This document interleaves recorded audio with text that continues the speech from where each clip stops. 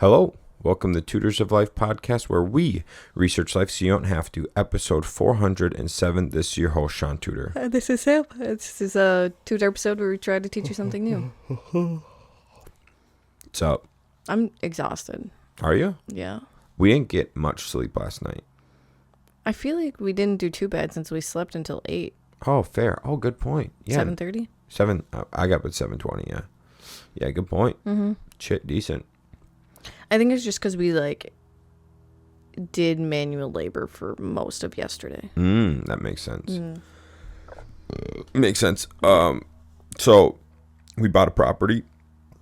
Uh-huh. And I usually say hey, if you, and this is exactly what I say. I go, hey, if you're the owner and there's a couple things you need after closing, just let me know when you're going to be back to grab it. No big deal. You can grab the couple things you want. You know what I'm saying?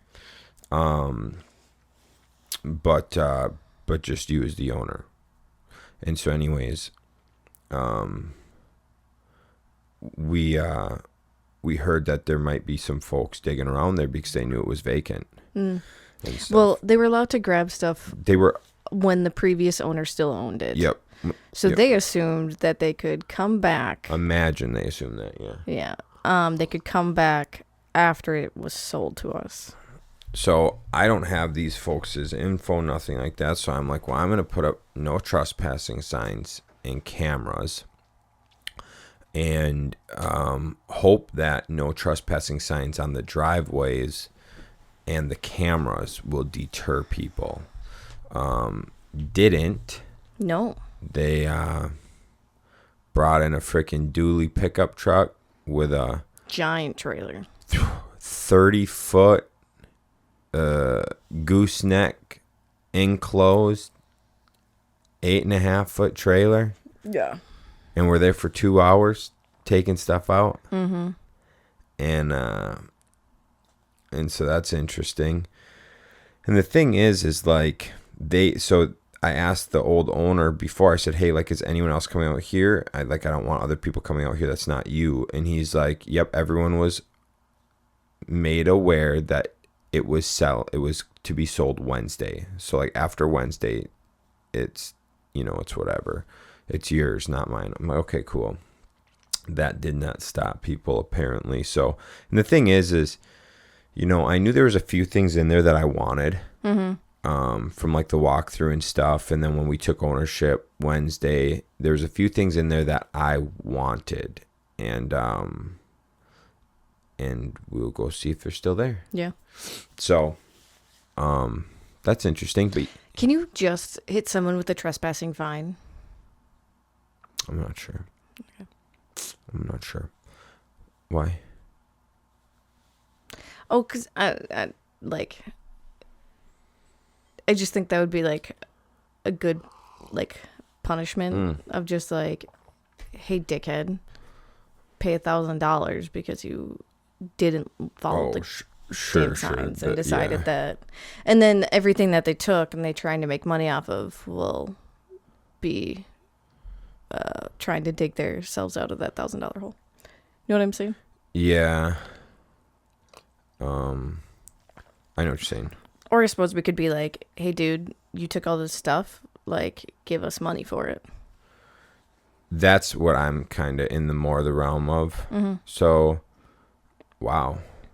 So we don't know them at all, but our assistant knows them. Not well. She's a bartender as well, and out at a gun range. And so he's he's a guy that shoots out at the gun range. Bro, it's a $10,000 fine, up to 9 months in jail. Dang. So that's trespassing on property. But trespassing to a dwelling. Oh yeah, because they went inside. So then it would be into a dwelling. Plus then you have theft charges on top of that. Right. Yeah, I bet you that's going to stop him from doing that ever again. Especially if you threaten with that. Hey, man, it's a $10,000 fine. Why don't you give us $5,000 for all the stuff you Right. took? Yeah, dude. So theft. So, oh wow, class 1 felony. For theft? Hold on. Theft between 2,500 and 5,000 is a class I. Sorry, class I felony. Class H felony, 5,000 to 10. Class G, 10 to 100. Class F, 100. So, depending on the specific felony class, penalties range from 3.5 years to 12.5 in prison. Yo. Damn, dude. So because this guy was fucking cocky, he could potentially put himself in jail for 5 years for trespassing. Oh, dude, and because I theft. mean, I've got to go look, but yeah, there's definitely, loading up a trailer that big, like it's theft over $2,500. Oh, for sure. Um, Plus, then the trespassing charge, which you said could be up to 9 months, was it? 9 months. Yep, that's jail though, not prison. Right. Bro, Yeah, I because that's didn't. not a felony. Holy shit, dude! Hold on. Hold the fuck, dude! I had no idea. If you steal $2,500 worth of stuff, it's a fucking felony. That's insane, dude. Insane.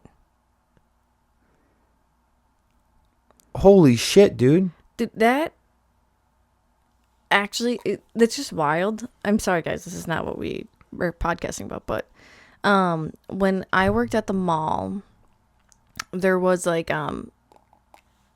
it kind of was a gang actually of black women that they made their rotations around different malls around Wisconsin and would steal stuff.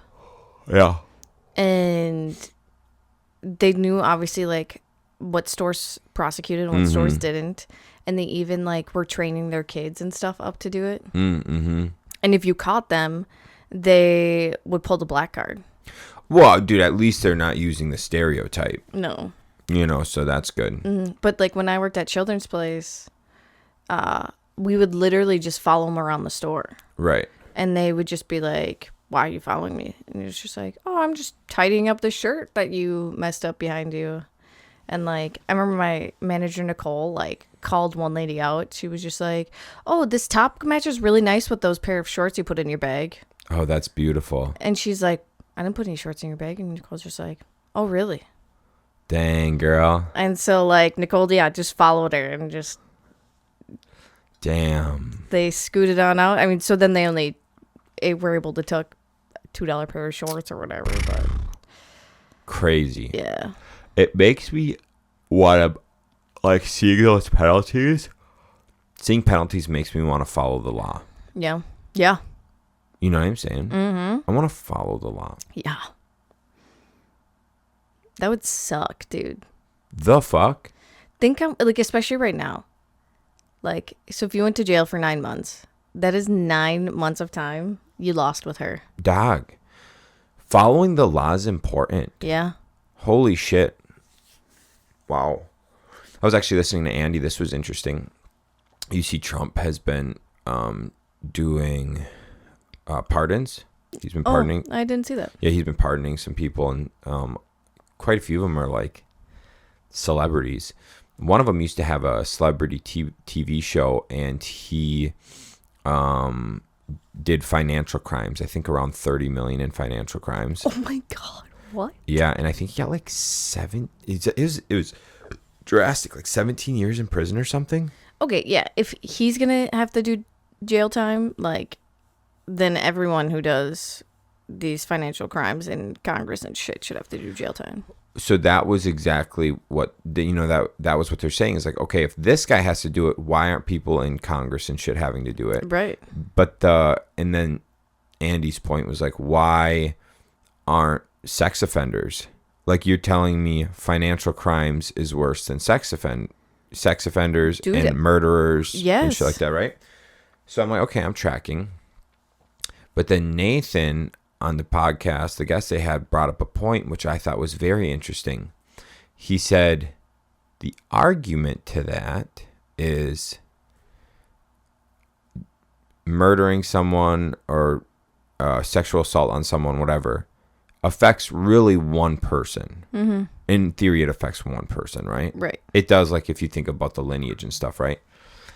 But he's like, how many people do you affect if you're like a financial advisor or whatever, and you are playing with 30 million plus, and now you just ruined how many people's lives and chance of retirement because you just embezzled, stole, lost 30 million of people. And so you got to figure the average person might only have like 250,000 in an account. Yeah. So you're talking about 120 people's lives, families you just affected. So it's like, that's kind of an interesting way to look at it. Yeah. But I also think about it in the way of like, what? Sorry, I hear another noise. Me too. I don't know what it is either. I think about in the fact of what is more likely to be reoffended. Oh, sure. I see what you're saying. Yeah, I see what you're saying. Because, I mean, we know someone that's done financial crimes, and he is very by the book, do everything legally now.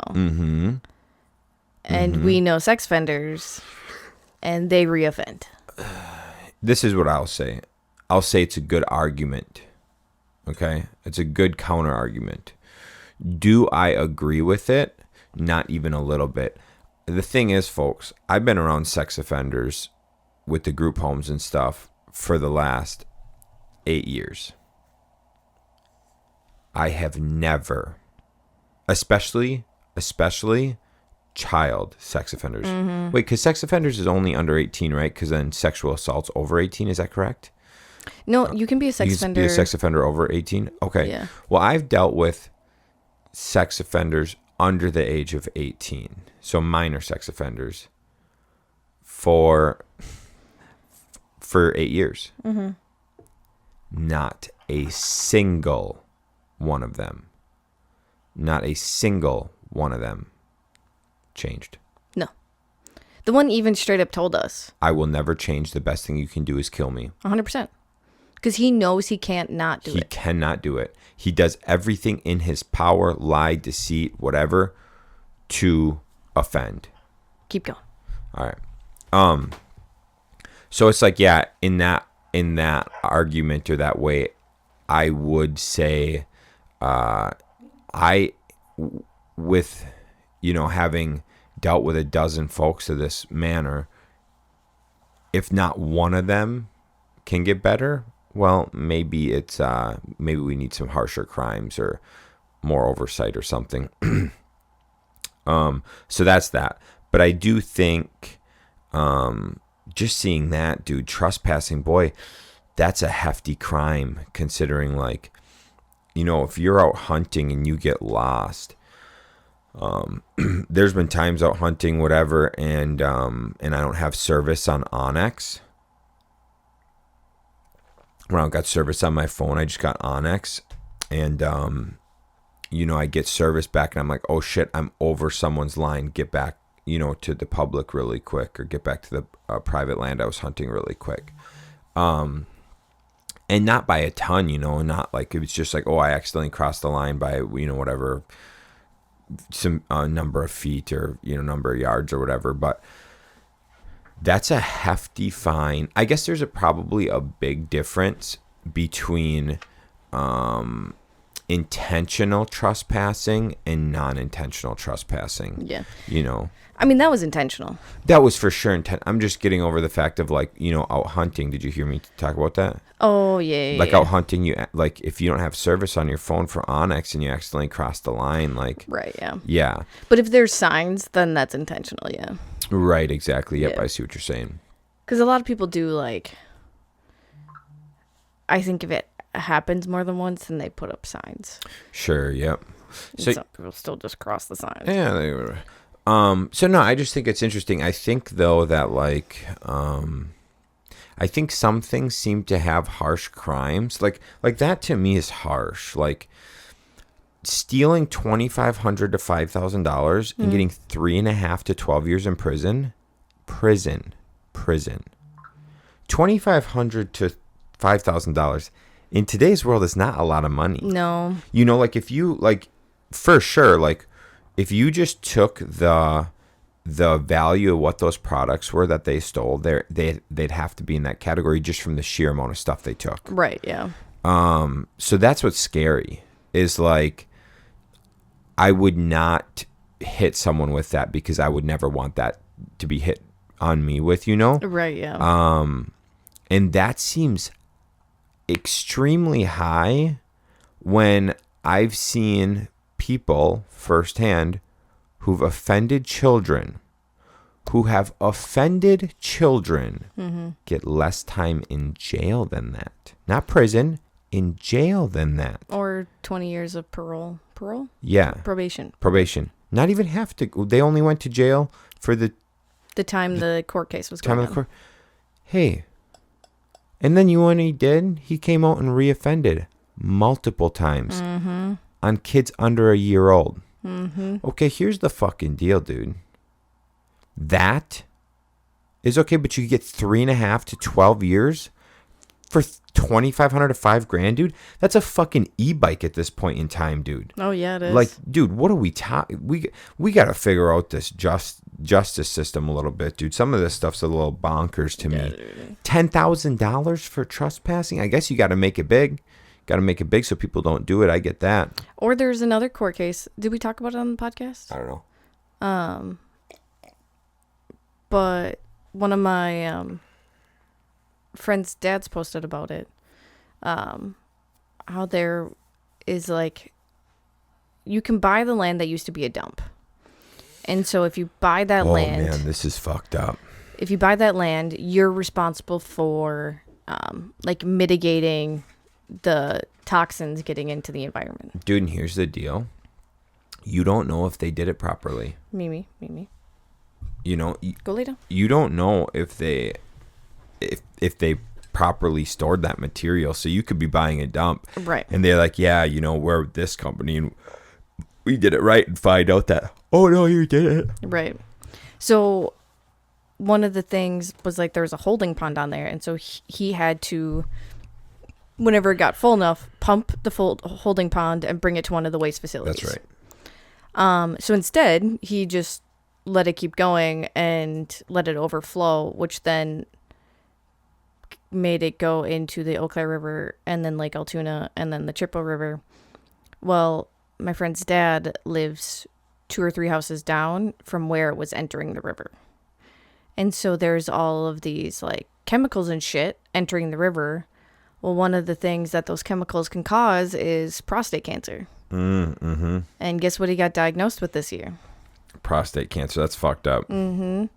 And so there's no way to prove that that's why he got prostate cancer was from this. But this guy's been doing it for a while, and they had a court case about it, and he had 1 year to fix the issue. Well, along with that agreement, they dropped the 2 charges that would have made him go to prison for whatever reason. Right. And then he had to pay some fines and had 1 year to fix it. Right.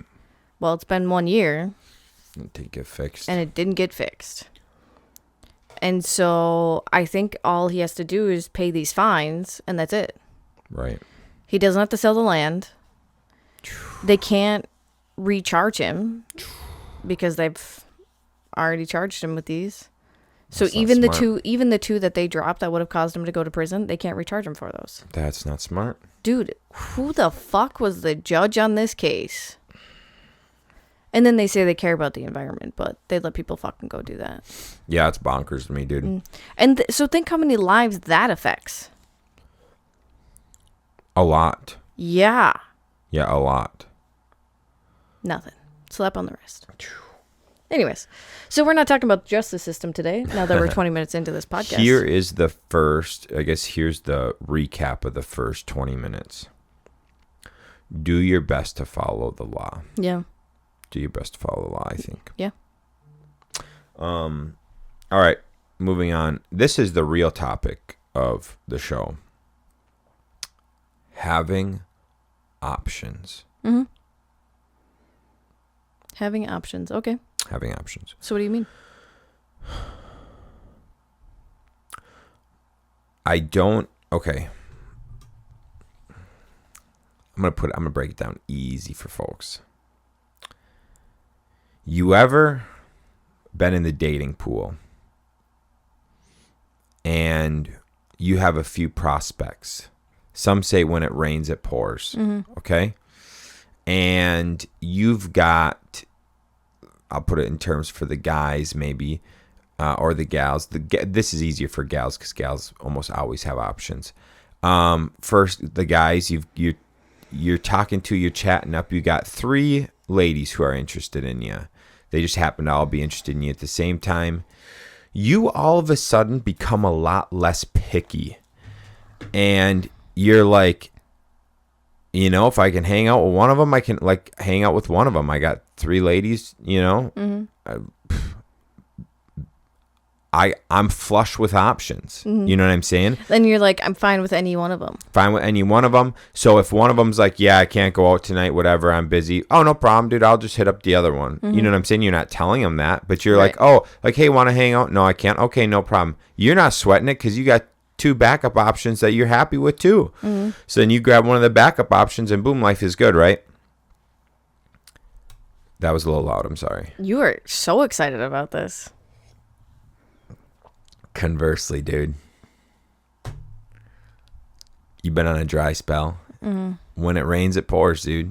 And it's not, you're in a drought, You don't have any prospects. You ain't got any honeys wanting to go on a date with you. And you've been rolling, not hanging out with any honeys for 3-6 months, whatever. And then all of a sudden, you're out with some friends and you meet someone subpar to what your normal standards may do, but you're in a drought. Beggars can't be choosers. Right. You don't have options. This is your option. So you're like, fine, I'll chat with the gal. I'll hang, whatever you decide to do with said lady. And you don't got options. So you decide that that's maybe who you're going to go home with. And you're a little disappointed. It's lower standards than you're used to. But you've been in a drought. You don't have any options. You're like, I'll take what I can get. Take what I can get. Let me tell you. When you're in a rains, it pours. You're not in a drought. You got options, and having options feels a lot better than not having options.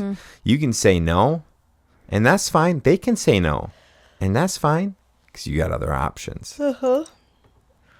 That's probably the easiest way I can sum up options. That was the best way to sum it up, I think. Thank you.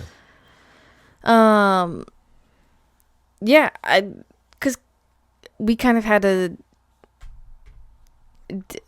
what was it, 2 years ago now? In the construction realm, we were strictly doing flips. 2.5 years ago, whatever. We were strictly doing flips. And there was not a whole lot of options out there. We weren't getting leads. No one really wanted, people wanted to sell their houses, but for way too much money. And the funny thing is, I knew people across the state that were running into that issue. Yeah. And so, when we had the chance to get a flip, we took it. We're just we're barely going to make any money, but we got to take it. And then we actually went into customer work because we're like, we need something. We got nothing. We need something. So in that realm, what happened for us with the options thing, and so I was talking to my friend Joe Graciani, Duplex Joe. If you don't know him, look him up on the IG. Great dude. I was talking to him yesterday about this because we're looking at adding 1 or 2 folks onto the team because we need more. We're too busy right now. We need more help. We have too many options right now. We've got too many. Thank you. We've got too many options. So we're looking at adding 1 to 2 folks. So I was talking to Joe last night and stuff, and he's like, and I was funny enough. I talked to my friend Brandon about it last night too. They're like, you know, one of them's like, no, dude, don't do it. Stay small. Be more picky. Mm-hmm. I'm like, that's fair. That makes a lot of sense. I've heard that from many people. Yeah. Friend John Wilkerson, same thing, dude. He's like, hey, you know, Shaun, I see how you guys work. I'm getting to know you over the last couple years. He's like, you seem like the type of dude, instead of scale, you become picky and you niche. And I'm like, oh, interesting. That's fair. That's a good point. That's actually kind of true. Mm-hmm. And he's like, increase your prices, provide better standards, quality, things like that, and just make more per job instead of scaling out. Mm-hmm. Okay, yeah, I like that. And then, so that's what my friend Brandon told me last night too, along the same lines. And then I got and then I was talking to Joe, and Joe's like, you know, it's all based on your goals, what you want and stuff. He's like, but I know flippers that in droughts, they don't have, he didn't say it this way, but like in droughts, they don't have options. Mm-hmm. In droughts, they will take flips. They will buy shit. Because I was talking to him about a deal that I got that I was like, dog, in no world can this thing make sense. And he's like, yeah, but you got to think.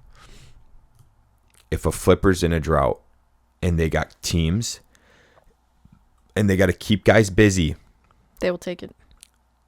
To just make it through to when they're flush with work, they will take it. They will break even or lose money just to keep guys on staff. Mm-hmm. Funny thing is, my friend, you know, good friend Mike, he works with us. Great dude. I've been learning a lot from him over the last 3 years. He's like, he told me that same thing.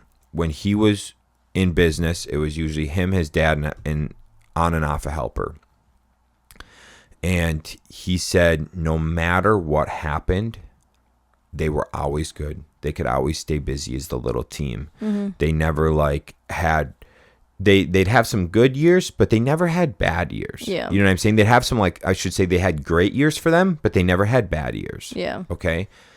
And he was saying how, you know, some friends we have in the 09, 10, 11, 12 range, they had bigger companies, you know, 10 employees, stuff like that, or more, in the construction guys. He said those guys were taking jobs, losing money, putting money into the business year after year after year, just so they could retain their guys for when things got good again. And, you know, the thing is like,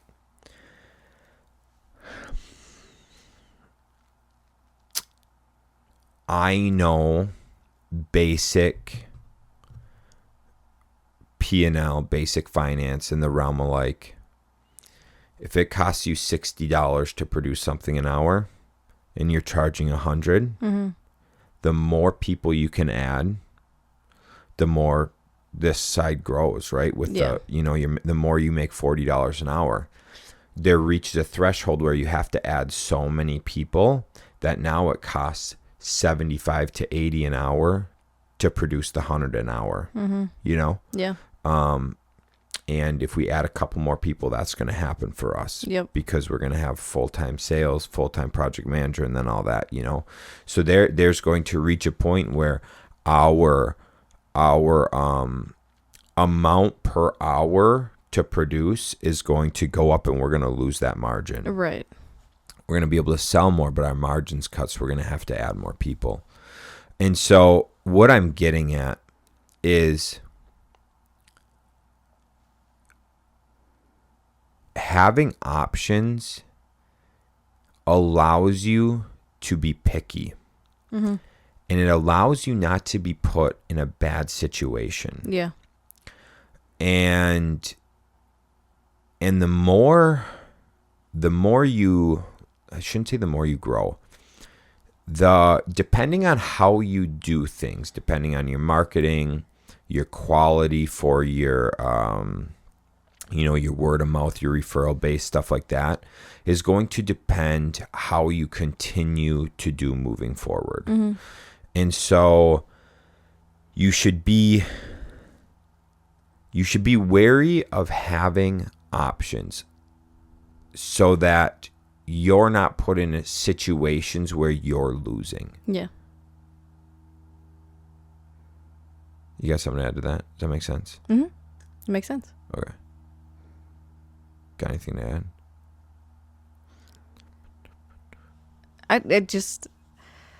Yeah, it's nice. I think, especially in our business, it's nice that we can deviate from flips to make sure we keep ourselves having options. Correct. Because if we were in strictly a flipping business, we would have been screwed for a while. I mean, we would have. It's such a newer company, like a young company. It would have been really hard for us to lose money for a year or two until we got good options again. 100%. So we've got 4 main guys we like to work with. They do great work. They show up. They don't bitch. They're great guys. And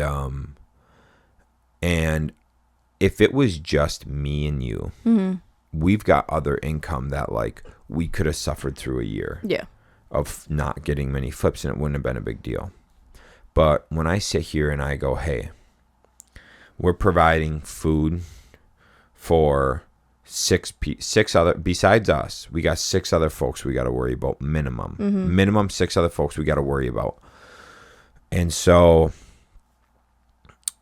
we in that they supply their family or help supply their family or whatever, right? So it's like, I don't want to, one, lose those 6 other folks. Because it took us 3 years to find good people. Right. So yeah, 3 years of weeding out to find good people, to then lose them wasn't really what I was looking to do or what we were looking.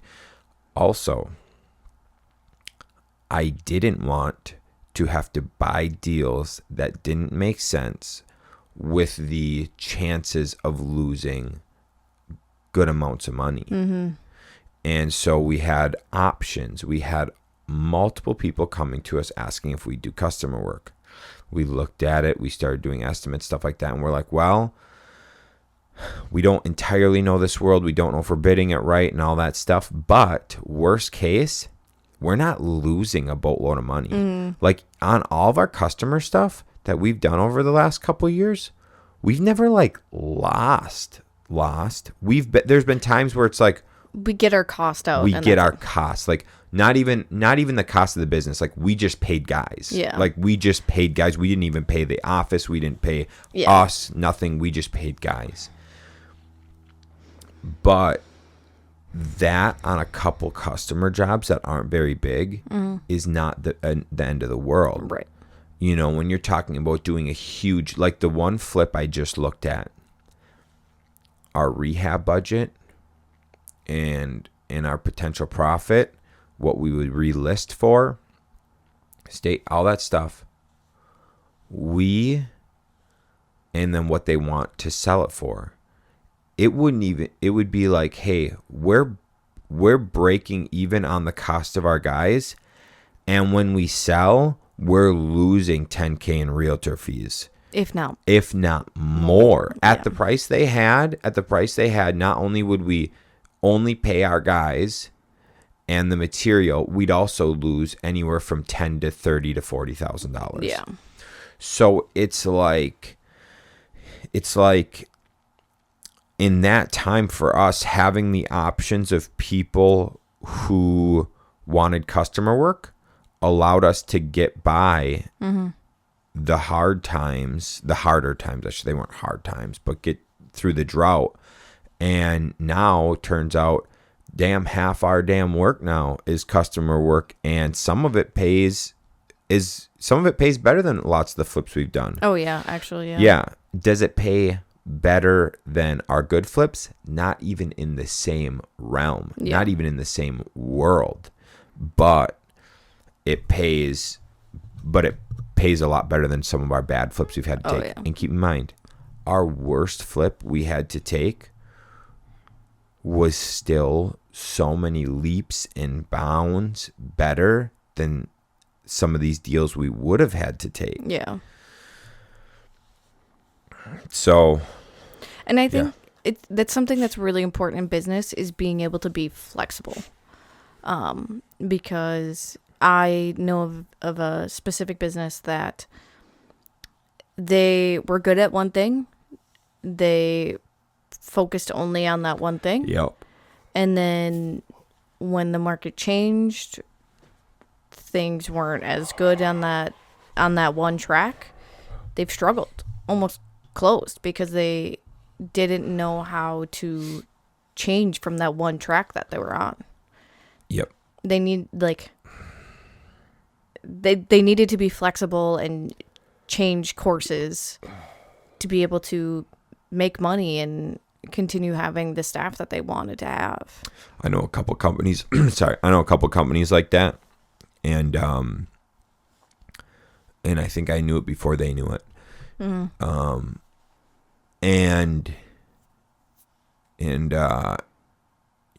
Having options is not just that, not just being able to, like, because what you're explaining is who moved my cheese, hem and ha. Yeah. And skip and scurry. Is that what it is? Yeah. That's what you're explaining, where, you're like a skip and scurry. I think that's what it is, right? Skip and scurry. Yeah, it sounds right. Where like you go out and you find new options. Mm-hmm. And so when we were hit with that, I wasn't like hemming and hawing, like, oh, blah, blah, like, I'm going to wait. We'll just see how it works out. No, I'm like, okay, I see this isn't going well. Mm-hmm. We have not gotten good quality leads in a couple months. We're going to be out of work in a month. What can I do? Mm-hmm. You know what I'm saying? And we're like, blah, blah, blah. Let's do this. Boom, boom, boom. Yeah. Like one friend said, oh, I want to get my basement redone. Done. Let's go. We're going to try it out. Boom. So it was like that in the realm of let's skip and scurry. Let's not fucking hem and haw about this. And the other thing is, dude, in this I have been so weary about for many years. Do not have one person who pays that. Don't have one person, one company, one business, one customer of any sorts be in control of you. Mm-hmm. If one customer is so big it can sink your whole operation, bad. You need to diversify, because you need to have leverage. Yeah. You have to have leverage. So the same thing with options, then there's a leverage portion, right? Do you want to wrap up soon? No, you're good. Okay. It's the leverage portion. So it's like, okay, who's got leverage? Well, if I'm going on a date and I've got prospects and I've only got one girl that's interested in me that I'm talking to, I don't have much leverage. Mm-hmm. If she's like, nope, we're doing this, I want this, whatever, you're like, oh, okay, what's my option? I guess that's all we're going to do. If you have the leverage because you got a couple people you're talking to and you're like, hey, you want to do this? She's like, no, I want to go do this, whatever. You'd be like, okay, screw you, dude. I want to go watch Bad Boys 2. Right. So I'll just grab the girl that wants to go watch Bad Boys 2 tonight instead of the one that wants to watch, what's that reality shit you watch? I watch tons of different things. We'll go with Love is Blind. Love is Blind. There we go. Then you're like, man, I'll take the one that wants to watch Bad Boys 2, baby. You got leverage. Because you're like, all right, whatever. I'll just go hang out with this chick. I love you, honey. I know you do. All right. I hate reality TV. Sam likes it. But yeah, he gets into it if he starts it. It's drama. I can't, dude. It's poison to the fucking brain. If I watch it, I'm in. Hey, Love is Blind isn't that much drama. It doesn't matter, dude. It's bad for my brain. I can't, like, that shit shouldn't be. It's just, yes, I don't have self-control when the TV's on. That's why Shaun can't watch Shameless. Dude, I can't watch Shameless. No, I can't. I tried, and who'd I tell? I told that to someone this weekend. This past weekend. Really? Yeah, I was just like, yeah, dude. I was like, I tried watching Shameless. I was like, I made it a few like a few episodes in and I couldn't watch it because I was like, I'm going to chameleon into a dirt ball. Like Shaun wanted to smoke cigs so bad dude, while watching Jesus that Christ. show. I seriously was like, I'm gonna go pick up a pack of cigarettes and smoke in the house while watching this. I was like, I can't do this. I can't watch this. I want to just be bad. It's not good. Anyways, That was a little off topic. that's a lot of topic. So I know not to watch that. It's that fucking simple, dude. Because we have options. We got options. I'll watch something that's not gonna fuck up my brain. So you have leverage, right? The more options you have, the more leverage you have. The more knowledge, skill set, the more someone depends on you, the more leverage you have. So if I, in turn, let me see here. If I, in turn, it wouldn't work. Maybe it does. If I, as the contractor, if someone supplied me deals, and I was the only person that they supplied deals to, but I still got a bunch of other deals from other people. If I was just like, yeah, no, I'm not, like, your deals ain't good, or your deal's mediocre and you undercut them so that they don't make a profit, so you do make a little more. You know what I'm saying? You have the upper hand. And so same thing, like if let me see here. I'm trying to think. Like you get leverage for, so say I have a customer and I'm the only contractor in the area. This isn't real because there's 7,000 of us. You know what I'm saying? But say I'm the only contractor in the area who does handicap ramps. Okay, let's do that. This is actually fairly reasonable. Say I'm the only dude in the area who does handicap ramps. I set my price. You're on my timeline.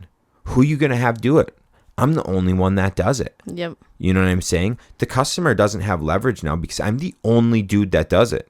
It's like permaglaze, dude. Oh my gosh. So it's the same thing. It's the permaglaze guy. He was like the dude. I tried to call to get tub glazing. There's only one dude that tub glazes, or you do it yourself. And we found out that we can actually do it ourselves better. But anyways, say you're the average person. There's only one tub glazer. Yeah. So you're fucked. You've got no leverage. You're like, yeah, I guess I'm gonna have you come do my tub in 3 months because you're the only option, and I'm gonna pay whatever you tell me as long as it's not more than getting a new one put in. Yeah. Because I don't have any options. And so it's like that. It's like whoever has more options tends to have more leverage. So be careful going into meetings or doing deals with people to kind of look and go, okay, who's got the leverage here? Right. Who's got the options here? And find a way for you to be you to be the guy or gal in those with more leverage, with more options. Because like right now, like, so we have so many options right now. We have so much customer work. We have so many flips right now that we have the leverage.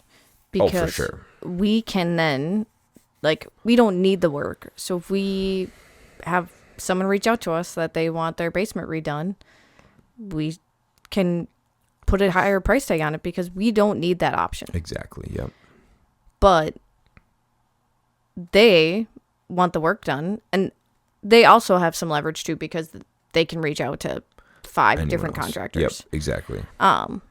But it's just nice to be able to get more money for things that we normally do because we have so many options. Right. But once those options start running dry, like once we start finishing things and let's say we don't get new leads, then we'll obviously lower our price a little bit. Right. So then we can get work and keep going. Yep. So yeah, it's nice to make sure you have options and be flexible to keep those options going. Absolutely. Yeah, that's the actual topic of today is having options, having leverage so that you can win. We're all about winning here. Be flexible. Be flexible. That is actually a huge one. If you're not flexible to allow yourself to have options, right, then you're screwed. Yep.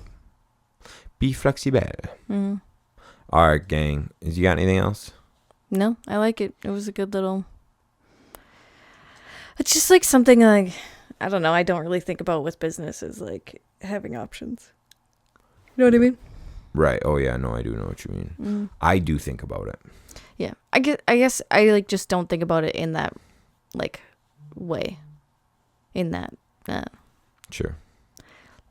Subconsciously, I think about it, but not thinking about it. Sure. I don't know if that made sense. I get. I am pretty risk adverse in the fact of I will take risks and do things, but not if it's got a high failure rate. Yeah. And so I'm like, well, if I start a business where I only have one customer, I am beholden to the customer. I've got a high fail rate. Yeah. If, like, one thing I didn't like about being in the group homes is I was like, if some level of legislation changes, if they decide someone in any layer of government decides funding's going to be cut or they're going to qualify individuals differently, could lose your business. Yeah. I did not like that. Yeah. That is sketchy. So I was like, I don't like beholden to one group. Now, I know folks in assisted living who do a lot of private care. My friend Megan.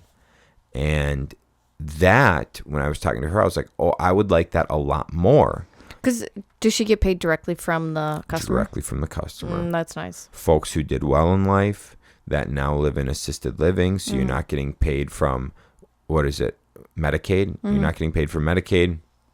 You're getting payments from the individual. Yeah. Getting paid from Medicaid wouldn't be bad if you didn't go through an MCO. Yeah. Yeah, that makes sense. Yeah. So, yeah, it's stuff like that where I'm like, and I also looked at, we looked at a couple other like avenues of, like contracting for people where they would supply us with the majority of our work. And I was like, I don't like this because then we're not continuing to brand, we're not continuing to grow our own thing. And these people will be able to have a ton of leverage on us whenever they want. Yeah. Because if we're employing 5, 8 dudes to do your thing and you cut ties with us, it's over. Yeah. That's why I like, one thing that we do is like we don't strictly list with one person. Yes.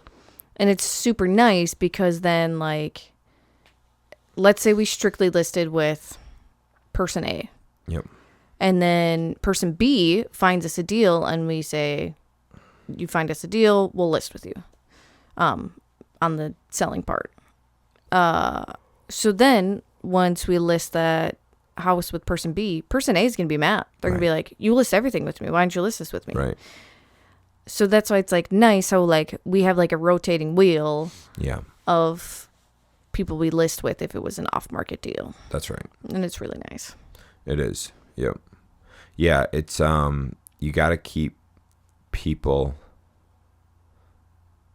working. You got to keep people, getting after it, bringing you value, shit like that. Yeah. I don't believe in handouts. I just don't believe in it. That was the word that was in my head that I wanted to interrupt you with, but I held back. Thank you. I struggle with handouts. Even like, dude, you got a homeless person on the side of the road. I'm like, dude, I don't know if I can give you $5. I don't know if I need to. I'm like, I don't like handouts. No. I've got a hard time giving money to charities because I know a lot of them are bullshit. Yeah, nonprofits, which means the people that are on the boards make shit tons of money. Yep. I am pretty strategic to where I will give money. Because I don't like that shit. I don't like handouts. Yeah, I'd rather give money to a small business and buy their things. Yeah, for sure. Yep. Because they're putting in the work. So, all right, gang. That's what I got for you. That's what we got for you. Hope you enjoyed it. Obey the law. And we'll catch you on the next one. See ya.